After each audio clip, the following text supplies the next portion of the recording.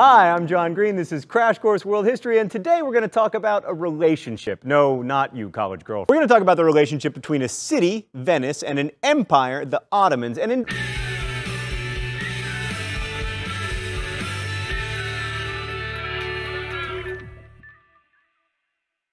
10 minutes from now, I'm hoping you'll understand how one mutually beneficial relationship between the Venetians and the Ottomans led to two really big deals: the European Renaissance and Christopher Columbus. Not like his birth. I mean, he wasn't like a half Ottoman, half Venetian baby. His travels! So Venice is a city made up of hundreds of islands at the northern tip of the Adriatic Sea, but walking around it, you can't help but feel that the city is essentially a collection of floating buildings tied together by some canals. If ever there were a place where geography was destiny, it was Venice. Venice was literally built for ocean-going trade. As you can imagine, Venice didn't have a lot of natural resources except for fish and mustaches, so if they wanted to grow, they had to rely on trade. Let's go to the thought bubble. First, Venetians became experts in shipbuilding. Remember that when the Crusaders needed ships for their crazy Fourth Crusade, they headed to Venice because the Venetians were famous for their ships, including merchant ships like the galley and the cog. Not only could they build ships, they could also sail them to pleasant locales like Constantinople and the Levant, so the Venetians formed trade treaties, sometimes called concessions, with the Byzantines, and then when Constantinople fell to the Ottomans and became Istanbul, the Venetians were quick to make trade treaties with their new neighbors, famously saying that while Istanbul had been Constantinople, the matter of Constantinople getting the works was nobody's business but the Turks. But even before the Ottomans, Venice had experience trading with the Islamic world. It initially established itself as the biggest European power in the Mediterranean thanks to its trade with Egypt's sultan in the outlandishly lucrative pepper business. Can't blame the Europeans, really. That stuff's delicious. Oh, you mean like actual pepper? That's good too. Especially since it masks the taste of spoiled meat, which most meat was in the days before refrigeration. Due to some awkward crusades, the Egyptian merchants weren't terribly welcome in, Europe. But they had all the pepper because the Egyptians imported it from India and controlled both overland and oversea access to the Mediterranean. And while others cited moral or religious opposition to trade, the Venetians usually found a way, which is why the whole freaking town is made of marble.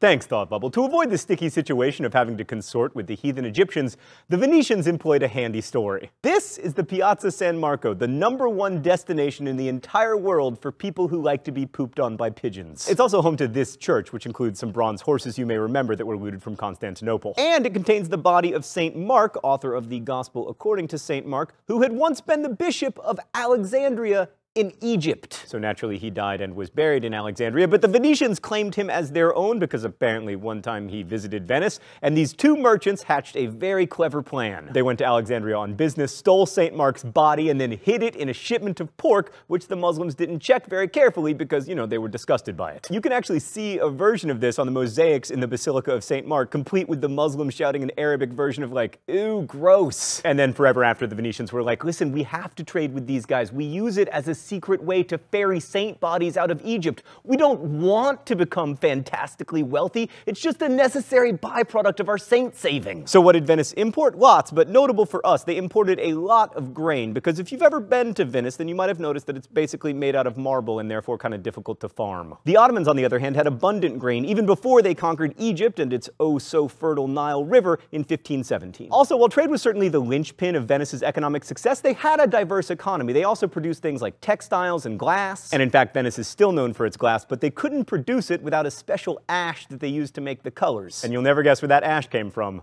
The Ottoman. One last thing about Venice that makes it special, at least for its time: Venice was a republic, not a monarchy or, God forbid, an empire. So its leaders were elected and had to answer to the populace. I mean, at least the property-owning male populace. The ruler was the Doge, and he got to live in a very nice house and wear a funny hat. The Sultan of the Ottoman Empire also got to live in a nice house and wear a funny hat, but there the similarities end. To begin, the Ottomans were an empire that lasted from around 1300 CE until 1919, making it one of the longest-lasting and richest empires in world history. The Ottomans managed to blend their pastoral nomadic roots with some very un-nomadic empire building and some really impressive architecture like this and this and this, making them very different from, wait for it, the Mongols.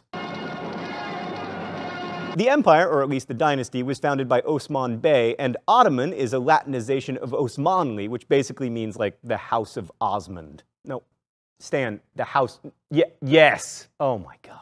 The Ottomans were greatest in the 15th and 16th centuries under two famous sultans. First, Mehmet the Conqueror ruled from 1451 to 1481 and expanded Ottoman control to the Balkans, which is why there are Bosnian Muslims today. But Ottoman expansion reached its greatest extent under Suleiman the Magnificent, who ruled from 1520 to 1566. He took valuable territory in Mesopotamia and Egypt, thus securing control over the western parts of the Asian trade both over land and over sea. He also defeated the King of Hungary and laid siege to Vienna in 1526, and he turned the Ottomans into a huge naval power. Also, judging from his hat, he had the largest brain in human history. The Ottomans basically controlled about half of what the Romans controlled, but it was much more valuable because of all that Indian Ocean trade you remember from last week. So all this land brought a lot of wealth, but it needed to be ruled. The Ottomans could have followed the Roman model, where you send out generals and nobles to rule over conquered territories, or they could have demanded the allegiance of client kings like the Persians, or developed a civil service system like the Chinese, but instead they created an entirely new ruling class, a system that some historians call the slave aristocracy. So if you're a king, one of your main problems is hereditary nobles, because they always want to replace you, and they don't want to give you your money, and they want their ugly sons to marry your gorgeous daughters, etc. One way to deal with this problem is to make them part of the government so they feel included and shut up. Another way is to kill them. The Ottomans just bypassed the problem of hereditary nobles altogether by creating both an army and a bureaucracy from scratch so they would be loyal only to the Sultan. How? The Devshirme, a program in which they kidnapped Christian boys, converted them to Islam, and raised them either to be part of an elite military fighting force called the janissaries, or to be government bureaucrats. Incidentally, which of those gigs would you prefer? Because I think that says a lot about you as a person. Either way, you weren't allowed to have kids, which prevented the whole hereditary nobles problem, and also ensured that the Ottoman government would contain quite a lot of eunuchs. This system eventually broke down as the janissaries, who had guns, lobbied to be allowed to have families. But until that happened, the Ottoman system of using a mix of slave administrators and eunuchs to run everything worked incredibly well. But to return to the relationship between the Ottomans and the Venetians, after the Ottomans captured Egypt, they pretty much controlled the flow of trade through the Mediterranean. But the Venetians had centuries of experience as mariners, and also lots of boats. Speaking of ships, I ship these guys. So the Ottomans were content to let the Venetians do all the actual, trading and carrying of goods, and they just made their money from taxes. And that worked because both Venice and the Ottomans added value to each other. Healthy relationships, listen up, me from the past,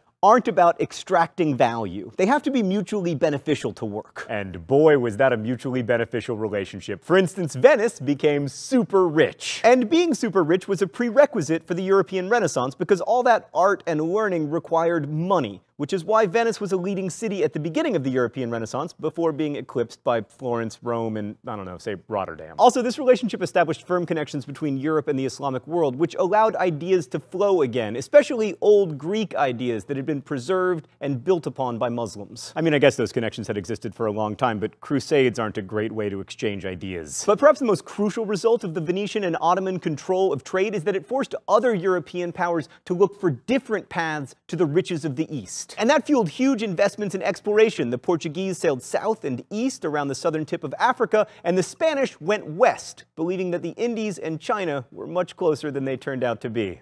Thanks for watching. I'll see you next week. Crash Course is produced and directed by Stan Muller. Our script supervisor is Danica Johnson. The show is written by my high school history teacher, Raoul Meyer, and myself, and our graphics team is... Thanks for watching Crash Course, and as we say in my hometown, don't forget to be awesome.